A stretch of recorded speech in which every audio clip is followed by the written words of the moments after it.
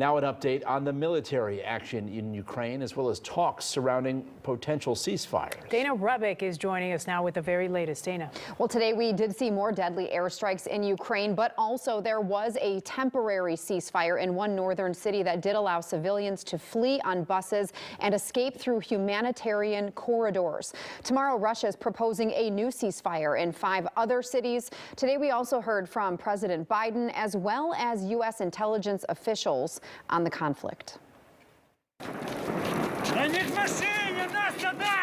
Ukrainian leaders, as well as leaders around the world, have repeatedly called for a ceasefire, for humanitarian relief, for real diplomacy.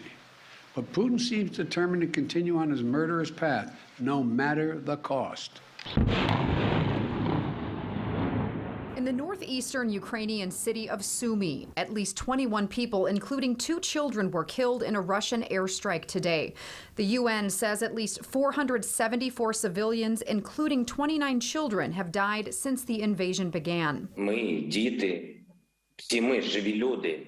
Вся Україна. Ukrainian President Volodymyr Zelensky spoke via video message to the UK House of Commons today, the first time a foreign leader has done so, saying his country will fight to the end. At this moment, ordinary Ukrainians are defending their homes and their families against a brutal assault. And they are, by their actions, inspiring millions by their courage and their devotion.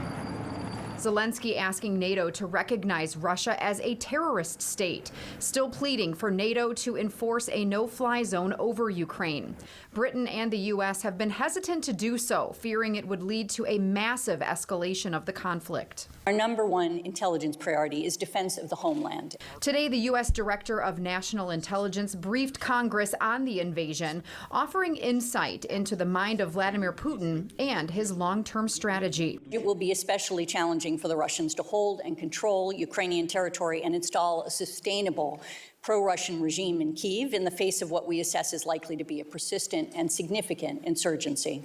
Russia may continue to grind out its advance at a horrible price, but this much is already clear.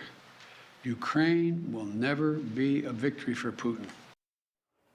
The Pentagon believes Russia might now be trying to recruit Syrian fighters to bolster the war effort. Putin saying he would not be calling up any military reserves from his own country. U.S. intelligence also estimates today that so far up to 4,000 Russian troops have been killed in Ukraine.